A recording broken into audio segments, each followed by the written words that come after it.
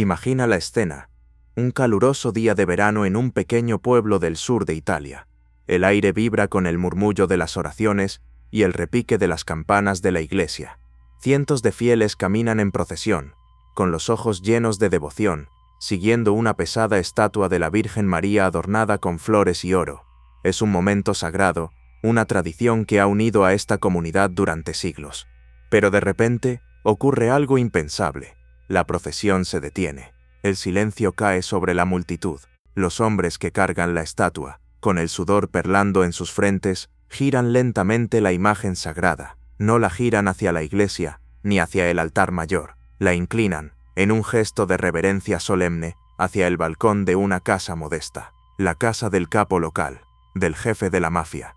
Este acto, conocido en Italia como el inchino, el saludo o la reverencia, no es una leyenda, no es una escena de una película. Es una realidad documentada que revela la raíz más profunda y perturbadora de nuestra historia, el pacto no escrito entre la mafia y lo sagrado.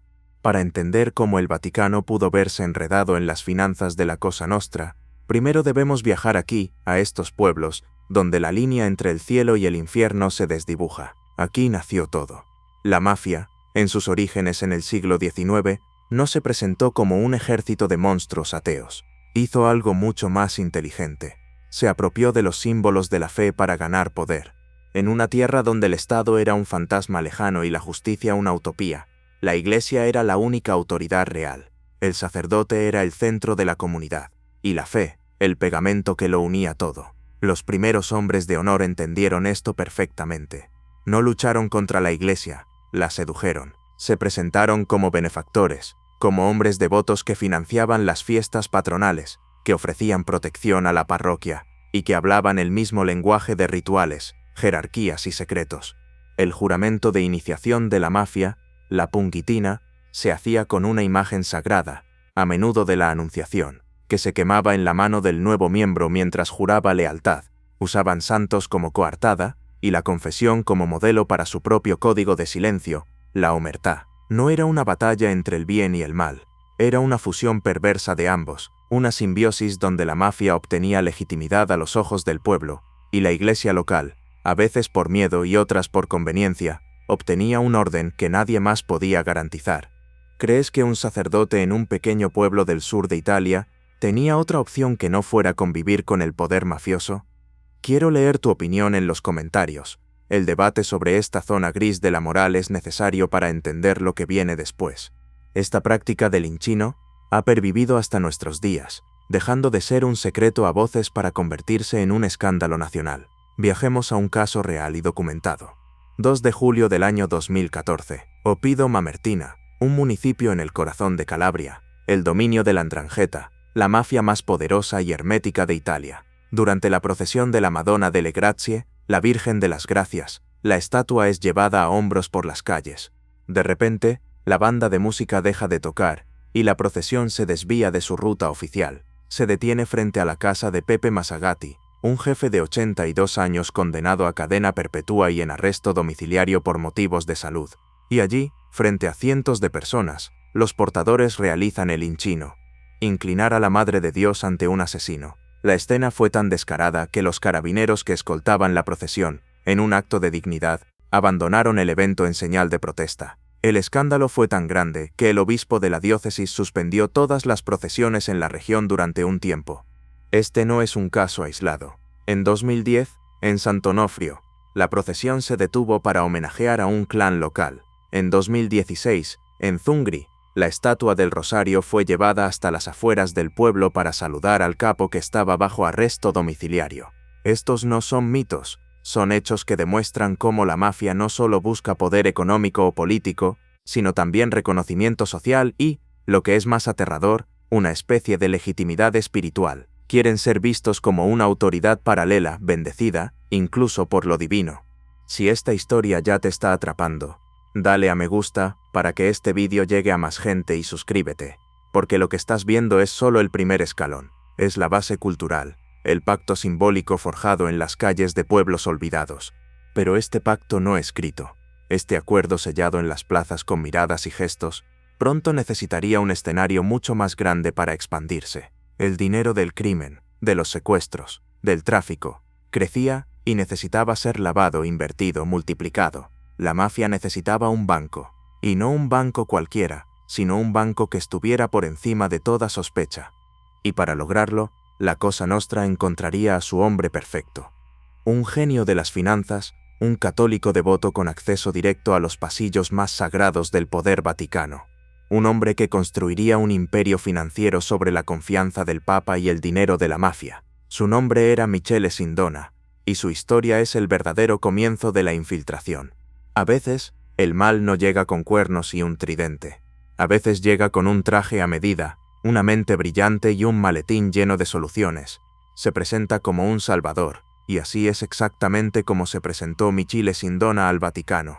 A finales de los años 60, el Vaticano era una potencia espiritual, pero en términos financieros, seguía anclado en el pasado. El Papa Pablo VI, un hombre que conocía a Sindona de su época como arzobispo de Milán, vio en él al modernizador que la Iglesia necesitaba. Sindona no era un matón de callejón, era un genio de las finanzas, un abogado fiscal aclamado internacionalmente, apodado el Salvador de la Lira por sus audaces maniobras en los mercados. Parecía el hombre perfecto, educado, católico devoto, y con una habilidad casi mágica para multiplicar el dinero. El Papa le abrió las puertas del IOR, el Instituto para las Obras de Religión, más conocido como el Banco Vaticano, una de las instituciones financieras más secretas y poderosas del planeta. Sindona se convirtió en el uomo di fiducia, el hombre de confianza del Papa. Se le dio un poder sin precedentes para mover cientos de millones de dólares de las arcas vaticanas, llevándolos fuera de Italia para, supuestamente, protegerlos de la inflación y los impuestos. Y al principio, los resultados fueron espectaculares. El dinero crecía, la influencia del Vaticano en los mercados internacionales se disparaba. Sindona era un héroe, pero Michele Sindona tenía dos amos. Uno era el Papa, el otro, la Cosa Nostra. Mientras aconsejaba al Vaticano sobre inversiones piadosas, Sindona estaba construyendo en secreto una de las mayores operaciones de lavado de dinero de la historia. La mafia siciliana, liderada por clanes como los Inserillo, los Bontate y sus poderosos primos americanos, los Gambino de Nueva York, estaba inundada de dinero. Dinero sucio, procedente del tráfico de heroína de la famosa Pizza Connection. Ese dinero necesitaba desesperadamente una lavadora, y Michele Sindona, con su acceso privilegiado al Banco Vaticano y su red de bancos fantasmas en paraísos fiscales como Suiza y las Bahamas, era la lavadora perfecta. El mecanismo era diabólicamente simple. El dinero de la mafia se mezclaba con las enormes transferencias de capital del Vaticano. Usando la inmunidad y el secretismo del IOR como escudo, Sindona movía el dinero de la droga a través de sus propios bancos, como la banca privata italiana, y lo invertía en negocios legítimos. El dinero entraba negro y salía blanco como la sotana de un monaguillo. Compró bancos, como el Franklin National Bank en Estados Unidos, el 20º más grande del país, usándolo como otra pieza en su engranaje criminal. Era el arquitecto de un imperio financiero donde el dinero de Dios y el dinero de la mafia dormían en la misma cama, y nadie en el Vaticano parecía darse cuenta. O quizás, nadie quería mirar demasiado de cerca mientras las arcas siguieran llenándose. Si fueras el Papa en esa época, y un genio financiero te promete modernizar y multiplicar la riqueza de la Iglesia para sus obras de caridad, ¿hubieras sospechado de él, o la tentación de la prosperidad es demasiado fuerte incluso para el Vaticano? Deja tu teoría en los comentarios, porque esta pregunta es clave. Pero los imperios construidos sobre mentiras están destinados a caer. A mediados de los años 70, una crisis petrolera mundial sacudió los mercados. Las audaces inversiones de Sindona se convirtieron en pérdidas catastróficas. Sus bancos, inflados con dinero falso y deudas, empezaron a tambalearse. El Franklin National Bank colapsó en 1974, en la que fue la mayor quiebra bancaria de la historia de Estados Unidos hasta ese momento. El castillo de naipes se venía abajo. De repente, el mago de las finanzas era un paria. El Vaticano perdió una suma estimada en aquel entonces de $30 millones. Una fortuna. Pero esa cifra era solo la punta del iceberg de las pérdidas que estaban por venir. Sindona, acorralado por la justicia italiana y americana, se volvió cada vez más peligroso. Empezó a chantajear, a amenazar con revelar los secretos que conectaban a políticos, banqueros y mafiosos. Estamos profundizando en una madriguera muy oscura. Si quieres que sigamos tirando del hilo, apoya el video con un me gusta y asegúrate de estar suscrito, porque esta historia se complica mucho más. El tiburón, como también se le conocía, estaba herido y sangrando, y un tiburón herido es más peligroso que nunca. Para intentar salvar su imperio en ruinas, Sindona no estaba solo. Había cultivado una relación con otro banquero, un hombre que parecía su reflejo, un personaje aún más reservado, que también gozaba de la confianza del Vaticano y que dirigía el banco más grande de Italia. Este hombre se convertiría en el epicentro del escándalo que haría que el caso Sindona pareciera un juego de niños. Su nombre era Roberto Calvi, y su banco, el Banco Ambrosiano, estaba a punto de arrastrar al Vaticano a las profundidades del abismo.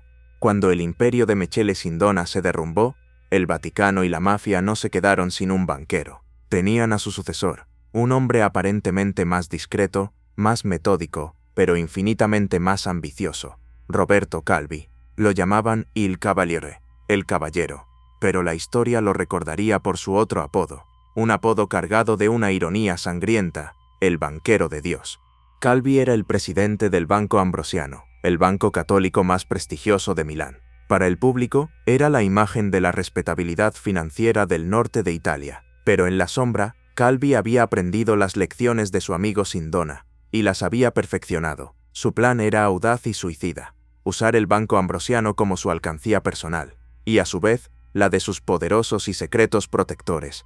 El esquema era un laberinto financiero. Calvi creó una docena de compañías fantasma en paraísos fiscales como Panamá, Luxemburgo y las Bahamas, nombres exóticos como Bellatrix, Laramie y Manic. Estas empresas no producían nada, no vendían nada, eran cáscaras vacías. Pero estas cáscaras vacías empezaron a pedir préstamos multimillonarios a las sucursales del propio Banco Ambrosiano. Era como sacar dinero de tu bolsillo izquierdo y meterlo en el derecho, solo que en el proceso, el dinero desaparecía. ¿Y cómo pudo un banco prestarle más de $1.000 millones a empresas que no existían? Aquí es donde el Vaticano entra de nuevo en escena, y de forma mucho más directa. El Banco Vaticano, el IORE, dirigido ahora por una figura imponente y controvertida, el arzobispo estadounidense Paul Marcinkus, era un socio clave del Ambrosiano. Marcinkus, un hombre corpulento de Chicago apodado el Gorila, proporcionó lo que se conocieron como letras de patrocinio o cartas de confort. Básicamente, eran documentos del Banco Vaticano que declaraban que estas empresas fantasma operaban bajo su patrocinio, dándoles una capa de legitimidad sagrada que nadie se atrevía a cuestionar. El IOR era el escudo perfecto. Pero la red de Calvi iba más allá del Vaticano, porque ni Calvi ni Sindona eran simplemente banqueros corruptos. Ambos eran miembros de una de las organizaciones más siniestras de la historia italiana moderna, la Logia Masónica Propaganda Due, o P2. La P2 no era una logia masónica ordinaria, dirigida por un exfascista llamado Licio Gelli. La P2 era un estado secreto dentro del Estado. Cuando su lista de miembros fue descubierta en 1981, Italia quedó en shock. En ella figuraban 3 ministros del gobierno, 44 parlamentarios, los jefes de todas las agencias de inteligencia italianas, altos mandos militares, jueces, periodistas y los industriales más importantes del país. Era el gobierno en la sombra de Italia. Su objetivo: tomar el control de Italia desde dentro, combatir el comunismo y establecer un nuevo orden autoritario. Y para financiar esta guerra sucia, necesitaban dinero, mucho dinero. Roberto Calvi, su hermano masón, era su tesorero. El dinero que desaparecía del Banco Ambrosiano no solo iba a los bolsillos de Calvi o la mafia, financiaba operaciones políticas secretas, sobornaba a políticos y alimentaba una conspiración para subvertir la democracia. Aquí es donde la cosa se pone realmente turbia. Tenemos a la mafia, al Banco Vaticano y a una logia masónica secreta trabajando juntos, todos conectados a través del mismo banco. ¿Quién crees que usaba a quién? ¿La mafia usaba al banco para lavar su dinero? ¿O los poderes de la P2 usaban a la mafia y la cobertura del Vaticano para sus propios fines políticos? El debate es fascinante. Déjame tu opinión en los comentarios. A principios de los 80, los auditores del Banco de Italia finalmente detectaron el fraude. El castillo de naipes financiero de Calvi, construido sobre el prestigio del Vaticano y el poder de la P2, estaba a punto de derrumbarse. El agujero negro en las cuentas del Ambrosiano ascendía a $1.300 millones. El pánico se apoderó de Calvi. Fue a juicio, fue condenado, pero apeló y fue liberado misteriosamente. Sintiéndose traicionado por sus protectores, tanto en el Vaticano como en la logia, que ahora le daban la espalda para salvarse, el banquero de Dios se dio a la fuga. Con un pasaporte falso, huyó a Londres, creyendo que allí podría negociar, chantajear y salvarse. Si tu mente está empezando a atar cabos, dale me gusta. Ayúdanos a que este documental llegue a más gente que necesita conocer esta historia. Y suscríbete con la campana activada, porque si crees que esto es un escándalo, no te imaginas cómo termina la vida de Roberto Calvi. Su desesperado viaje no terminaría en una sala de negociaciones. Terminaría de la forma más macabra y simbólica posible, colgando del andamio de un puente en el corazón financiero de Londres, con los bolsillos llenos de ladrillos y un mensaje muy claro para cualquiera que se atreviera a hablar. 18 de junio de 1982. Londres. Mientras la ciudad despierta y los primeros autobuses de 2 pisos cruzan el río Támesis, un empleado de banca nota algo extraño bajo el puente de Blackfriars. No es una sombra, es una figura humana, colgando de un andamio de construcción. Con el agua lamiendo sus zapatos caros, se balancea el cuerpo de un hombre de mediana edad. Es Roberto Calvi, el banquero de Dios. La primera investigación de Scotland Yard fue rápida, casi apresurada. Concluyó que era un suicidio. Calvi era un hombre arruinado, desesperado, huyendo de la justicia. Tenía todos los motivos para quitarse la vida, pero los detalles de la escena no cuadraban. Gritaban otra cosa. Gritaban ejecución. Primero, el método. ¿Por qué elegir una forma tan complicada y atléticamente difícil para suicidarse, colgándose de un andamio resbaladizo en plena noche? Segundo, lo que había en sus bolsillos. No estaban vacíos. Tenía más de $15.000 en distintas divisas, y lo más extraño de todo, unos 5 kilos de ladrillos y trozos de hormigón metidos a la fuerza en los bolsillos de su traje. ¿Quién se suicida cargando peso extra para asegurarse de que la soga funcione? Y luego, el lugar. El nombre del puente, Blackfriars. En italiano, Frati Neri. Los frailes negros. Este no era un detalle menor, era un mensaje. Frati Neri era el apodo despectivo con el que se conocía en Italia a los miembros de la logia masónica P2, por sus rituales y su secretismo. Quien mató a Calvi no solo quería su muerte, quería enviar una advertencia a todos sus hermanos de la logia. Esto es lo que les pasa a los traidores. El simbolismo masónico era escalofriante. En sus rituales, un traidor es castigado simbólicamente con una soga al cuello y piedras que lo arrastran hacia abajo. Calvi murió en una representación literal de su traición. Entonces, si fue un asesinato, ¿quién dio la orden? La lista de enemigos de Calvi era un quién es quién del inframundo. En primer lugar, la Cosa Nostra. Le habían confiado a Calvi cientos de millones de dólares para que los lavara y los invirtiera. Él los había perdido. La mafia es muchas cosas, pero no es comprensiva con las malas inversiones.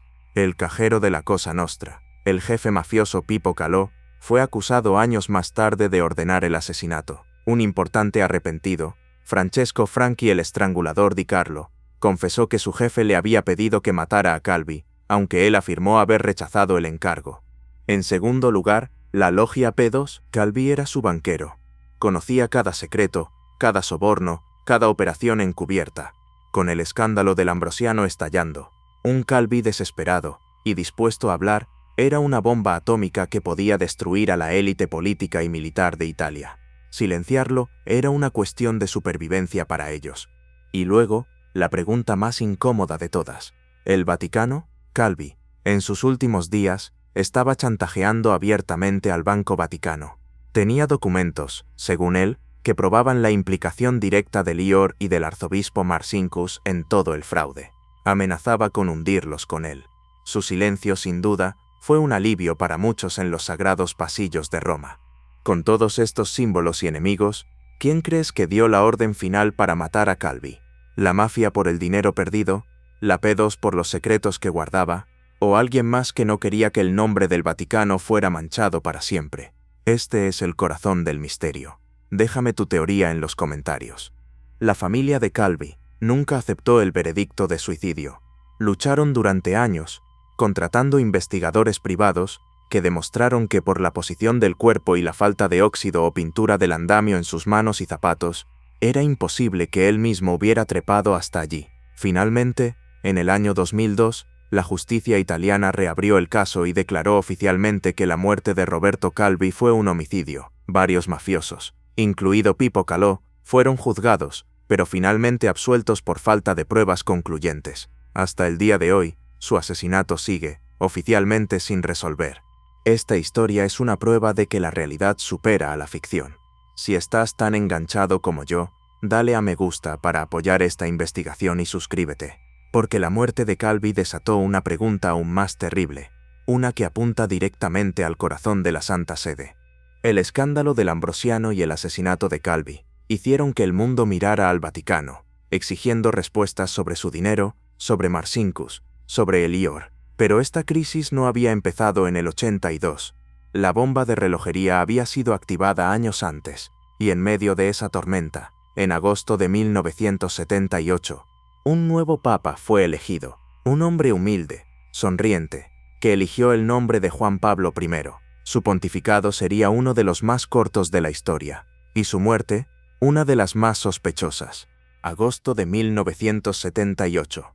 Humo blanco sobre la Capilla Sixtina. La Iglesia Católica tiene un nuevo líder, el cardenal Albino Luciani, un hombre humilde, hijo de un obrero socialista, con una sonrisa tan genuina que el mundo lo bautiza inmediatamente como el Papa Sonriente. Su elección se percibe como un soplo de aire fresco, una oportunidad para que la Iglesia vuelva a ser una institución de pastores, no de banqueros. Nadie sabía cuán desesperadamente se necesitaba ese cambio. Desde el primer día, Juan Pablo I dejó claro que no era un hombre de palacio. Se dice que quedó horrorizado por los rumores y los informes que empezaban a llegar a su escritorio sobre el Banco Vaticano. La sombra de Mechile Sindona todavía planeaba, y los negocios de Roberto Calvi y el arzobispo Marcinkus estaban en pleno apogeo. Luciani, un hombre de una integridad feroz, decidió que había que limpiar la casa. Según investigaciones periodísticas y testimonios posteriores, como los recogidos en el bestseller En nombre de Dios de David Jalop, el Papa Sonriente tenía un plan de acción drástico. Ordenó a sus secretarios una investigación a fondo de las finanzas de Elior.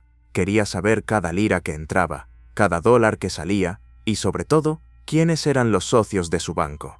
La pieza central de su reforma era la destitución del arzobispo Paul Marcinkus. El plan, según los informes, era enviarlo de vuelta a Estados Unidos, a una pequeña diócesis en Chicago, lejos de cualquier cuenta bancaria. Además de Marcinkus, la lista de la muerte de Luciani incluía a otros prelados y banqueros laicos vinculados al Banco Ambrosiano, y lo que es más peligroso, a la logia masónica P2 de Licio Gelli. Estaba a punto de decapitar, de un solo golpe, toda la estructura de poder que conectaba al Vaticano con el crimen y la conspiración política. El 28 de septiembre de 1978, el Papa se retiró a sus aposentos. Se dice que llevaba consigo unos documentos para revisar. A la mañana siguiente, no despertó. Juan Pablo I, el Papa Sonriente, estaba muerto. Había sido Papa durante solo 33 días. La versión oficial del Vaticano fue inmediata y tajante: infarto agudo de miocardio, muerte por causas naturales. Pero casi al instante, la historia oficial empezó a mostrar grietas, alimentando una de las teorías de conspiración más persistentes y perturbadoras de la historia moderna. Primero, la negativa a realizar una autopsia. En el caso de la muerte repentina de cualquier jefe de Estado, una autopsia es un procedimiento estándar e indispensable para confirmar la causa de la muerte. El Vaticano se negó rotundamente, alegando antiguas tradiciones papales. Esta negativa fue, y sigue siendo, la principal bandera roja para los escépticos. Segundo, las contradicciones sobre el descubrimiento del cuerpo. Inicialmente, el Vaticano informó que su secretario, el padre John McGee, lo había encontrado. Días después, la verdad salió a la luz. Fue una de las monjas que cuidaba del Papa, la hermana Vincenza Taffarel, quien lo encontró. El Vaticano, aparentemente, no quería admitir que una mujer había entrado en la alcoba papal, una mentira trivial que, sin embargo, hizo que la gente se preguntara: ¿qué más están ocultando? Tercero, los papeles que sostenía.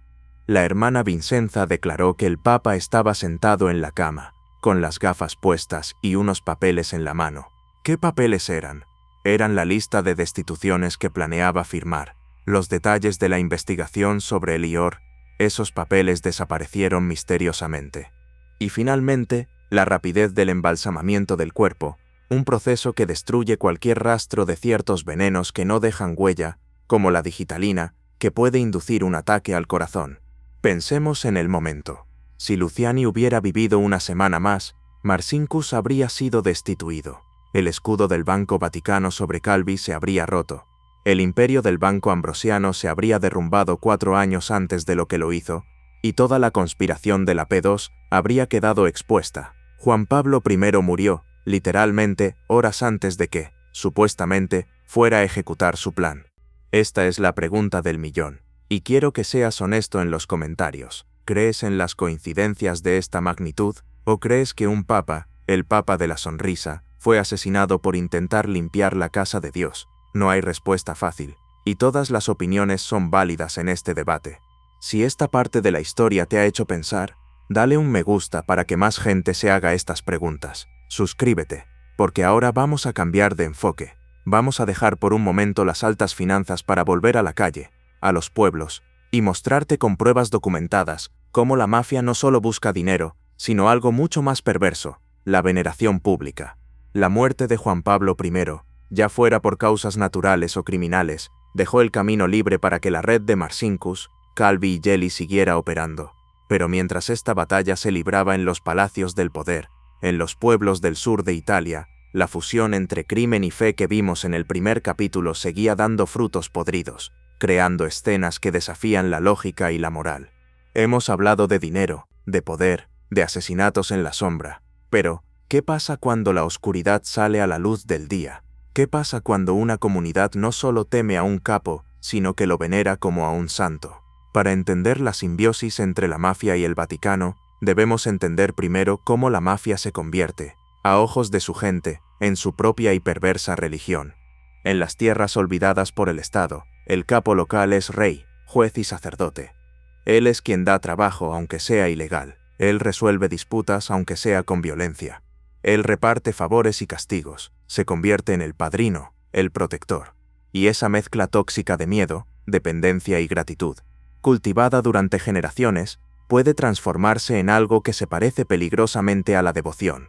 No tenemos que imaginarlo, solo tenemos que mirar los hechos. Viajemos a Roma. No a un pequeño pueblo siciliano en los años 50, sino a la capital de Italia, el 20 de agosto del año 2015. Es el día del funeral de Vittorio Casamonica, el jefe de un poderoso clan criminal conocido por la extorsión, la usura y el narcotráfico. Lo que ocurrió ese día no fue un entierro, fue una coronación. Una carroza negra y dorada, tirada por 6 caballos negros con plumas en la cabeza, transporta el ataúd por las calles de un barrio romano. Una banda de música no toca una marcha fúnebre, sino el tema de la película El Padrino, sobre la iglesia de San Giovanni Bosco, donde se oficia el funeral. Un helicóptero vuela bajo, lanzando una lluvia de pétalos de rosa sobre la multitud que aplaude. En la entrada de la iglesia, un cartel gigante muestra a Casamonica con el Coliseo y la Basílica de San Pedro de fondo. El texto es una blasfemia. Has conquistado Roma, ahora conquistarás el paraíso. Otro cartel lo llama, simplemente, Rey de Roma. Esto no fue un acto secreto. Fue una demostración pública y descarada de poder frente al Estado y frente a la Iglesia, cuya parroquia fue utilizada como escenario. Fue la mafia exigiendo y recibiendo los honores de un monarca ante la mirada de una comunidad que participaba en el espectáculo. Ahora vayamos más al sur, a la tierra de la Camorra, y conozcamos una forma de veneración aún más profunda, la del capo que se convierte en un mito viviente. Hablemos de Raffaele Cutolo, fundador de la nueva Camorra Organizzata. Cutolo fue uno de los jefes criminales más sanguinarios de la historia, pero cultivó una imagen de profeta. Desde su celda, donde pasó la mayor parte de su vida, escribió libros de poemas y pensamientos, creando un aura de mártir y filósofo. Se presentaba a sí mismo como el vengador de los pobres, un Jesucristo de los bajos fondos que castigaba a los ricos y al Estado corrupto. Creó rituales de iniciación para su organización que eran un plagio de ceremonias religiosas y masónicas. Sus seguidores no solo le temían, lo idolatraban. En su pueblo natal, Ottaviano, su palabra era ley divina. Durante décadas, controló cada aspecto de la vida del pueblo desde la cárcel. Cuando finalmente murió en prisión en 2021, los periodistas que fueron al pueblo se encontraron con persianas bajadas y un silencio de luto. Un respeto temeroso que ningún alcalde o sacerdote podría inspirar. Al ver estas escenas, el funeral en Roma, la devoción a un capo como Cutolo, ¿dónde crees que acaba la línea del miedo y empieza la del respeto genuino? ¿Puede una comunidad entera ser cómplice? Quiero que reflexiones sobre esto y lo dejes en los comentarios. Estos casos, junto con los hinchinos que vimos al principio, no son anécdotas. Son la prueba de que la estrategia de la mafia es ocupar todos los vacíos de poder, incluido el espiritual. Buscan ser una autoridad total, moral y social. Esto es crucial para entender el poder real de la mafia. No son solo criminales, aspiran a ser reyes y santos. Si este capítulo te ha impactado, dale a me gusta y suscríbete, porque ahora que hemos visto el poder de la mafia en la calle en pleno siglo XXI, vamos a volver a los palacios. Un funeral con helicópteros en 2015 nos demuestra que la mafia no es una reliquia del pasado, ha evolucionado. Y si sus métodos de intimidación se han modernizado, ¿qué hay de sus métodos financieros? Hoy, la 'Ndrangheta calabresa ha superado a la Cosa Nostra como la organización criminal más rica y poderosa del mundo, manejando miles de millones de euros del narcotráfico global. Y todo ese dinero, como el de Sindona y Calvi, necesita un lugar seguro para limpiarse. La pregunta es, ¿sigue siendo el Vaticano una opción? Si la Cosa Nostra de los años 80 era un banco corrupto, la 'Ndrangheta de hoy es una corporación multinacional del crimen. Con base en Calabria, la punta de la bota de Italia, esta organización se ha convertido en la mafia más rica y expansiva del planeta, controlando un porcentaje masivo del tráfico de cocaína que inunda Europa. Sus beneficios anuales se estiman en decenas de miles de millones de euros, una suma de dinero en efectivo tan gigantesca que supera el Producto Interior Bruto de varios países. Y como en los tiempos de Sindona y Calvi, ese dinero sucio necesita desesperadamente un baño. Necesita ser lavado, invertido y legitimado. Y la pregunta que muchos investigadores se hacen es, ¿siguen las instituciones financieras del Vaticano siendo una lavandería atractiva? Los escándalos recientes sugieren que la tentación no ha desaparecido. Episodios como Batileaks, la filtración masiva de documentos confidenciales a partir de 2012, revelaron un caos financiero, luchas de poder y una falta de transparencia que crean el entorno perfecto para la corrupción. Pero más allá de la mala gestión, han surgido casos concretos que conectan directamente el dinero del crimen organizado moderno con las cuentas vaticanas. Conozcamos a Monseñor Nunzio Scarano, un hombre que trabajaba como contable principal en la APSA, la Administración del Patrimonio de la Santa Sede, que es básicamente la otra gran tesorería del Vaticano. Lo llamaban Monseñor 500 por su costumbre de manejar grandes fajos de billetes de 500 euros. En 2013, Monseñor Scarano fue arrestado. La acusación inicial era de película, intentar introducir ilegalmente en Italia 20 millones de euros desde Suiza en un jet privado para una rica familia de armadores. Pero al tirar de ese hilo, los investigadores descubrieron algo mucho más oscuro. Acusaron a Scarano de usar sus cuentas personales en el Banco Vaticano, el IOR, como una lavadora. El mecanismo era un eco de los viejos tiempos. Scarano aceptaba grandes sumas de dinero de fuentes externas, lo depositaba en sus cuentas del IOR bajo la apariencia de donaciones a la Iglesia, y luego lo retiraba como dinero limpio para usarlo en Italia. Investigaciones posteriores y testimonios en juicios antimafia conectaron directamente estas operaciones de lavado con clanes de la 'Ndrangheta. El dinero del narcotráfico y la usura estaba, presuntamente, siendo blanqueado a través de las cuentas de un alto funcionario vaticano. Testimonios de arrepentidos, como el del miembro de la 'Ndrangheta Giuseppe Di Vela, han afirmado ante los tribunales que la organización ha utilizado históricamente el IOR para mover dinero del crimen. Aunque un testimonio no es una condena, cuando se suma a casos como el de Scarano, dibuja un panorama inquietante. Hay que ser justos. El Vaticano, especialmente bajo el Papa Benedicto XVI, y sobre todo el Papa Francisco, ha emprendido reformas financieras sin precedentes. Crearon una autoridad de supervisión e información financiera para vigilar las transacciones. Han cerrado miles de cuentas sospechosas en el IOR y se han sometido a inspecciones internacionales para cumplir con las normativas contra el lavado de dinero. De hecho, el arresto de Scarano se presenta a menudo como una prueba de que las nuevas medidas de control interno están funcionando. Pero aquí está la pregunta polémica que debemos hacernos, y quiero que me respondas en los comentarios. ¿Crees que estos arrestos son la prueba de que la reforma es real y funciona? ¿O son solo chivos expiatorios, sacrificados para proteger un sistema que sigue, en el fondo, siendo vulnerable? ¿Es posible limpiar por completo una institución tan antigua y tan secreta? Si has llegado hasta aquí, es porque esta historia te importa. Dale a me gusta para mostrar tu apoyo y suscríbete, porque en el último capítulo nos enfrentaremos a la pregunta final.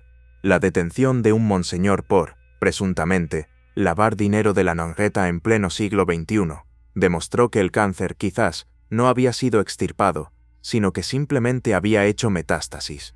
Ante este escenario, en 2013, fue elegido un papa venido del fin del mundo, un jesuita argentino que tomó el nombre del santo de los pobres, Francisco. Su misión declarada fue una iglesia pobre para los pobres y una tolerancia cero con la corrupción financiera y moral.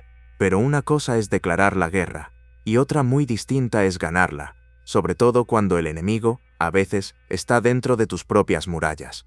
En el año 2013, el Vaticano estaba en crisis. El escándalo de Wikileaks había expuesto sus luchas internas, y el Papa Benedicto XVI había conmocionado al mundo con su renuncia, un acto casi sin precedentes en la historia moderna. La Iglesia parecía un barco a la deriva, y en medio de esa crisis, los cardenales hicieron algo radical. Eligieron a un hombre de fuera del sistema, un jesuita de Argentina, un hombre que se movía en autobús, que pagaba su propia cuenta de hotel y que lavaba los pies a los presos en lugar de cenar con banqueros. El Papa Francisco no era una continuación, era una declaración de intenciones.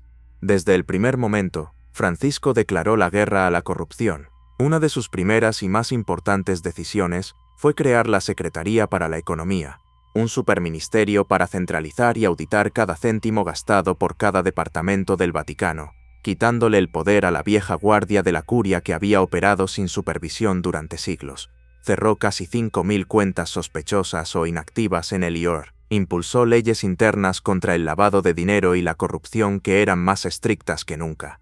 Pero Francisco no solo luchó en los despachos, luchó con palabras, y sus palabras fueron armas. En 2014 viajó a Casal di Principe, el corazón del imperio de la Camorra, y a Calabria, la cuna de la 'Ndrangheta. Y allí, mirando a los ojos a la bestia, pronunció la condena más explícita y teológicamente devastadora jamás hecha por un papa contra la mafia. Dijo, y cito, «Aquellos que en su vida siguen este camino de mal, como son los mafiosos, no están en comunión con Dios, están excomulgados». Excomulgados. Para una organización que, como hemos visto, basa parte de su poder en la perversión de los símbolos religiosos, en los funerales fastuosos y en la veneración pública, ser declarado oficialmente fuera de la Iglesia por su máximo líder fue un golpe directo a su legitimidad. Francisco les estaba diciendo a ellos y al mundo que no se puede servir a Dios y a la mafia, y las acciones siguieron a las palabras.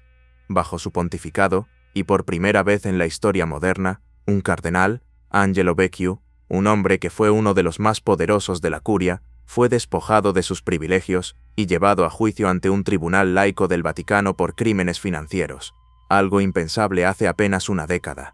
Pero una guerra nunca tiene un solo bando.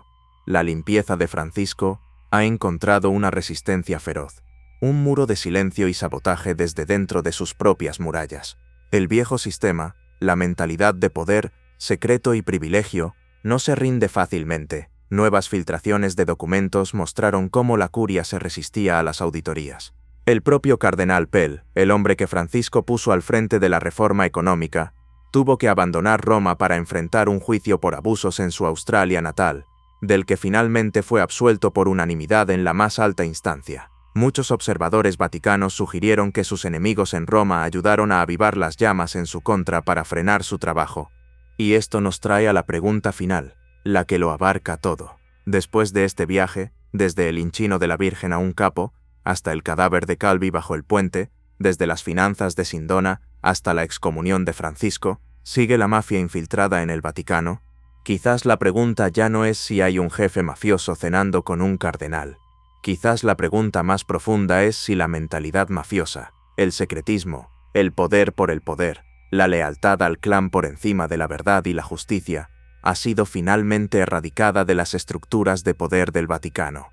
¿Es la reforma de Francisco un cambio real y duradero, o es el esfuerzo titánico de un hombre valiente contra una hidra de 1000 cabezas que simplemente esperará a que él se vaya para regenerarse? Y ahora te toca a ti. Has visto la evidencia, has escuchado la historia que muchos no quieren contar.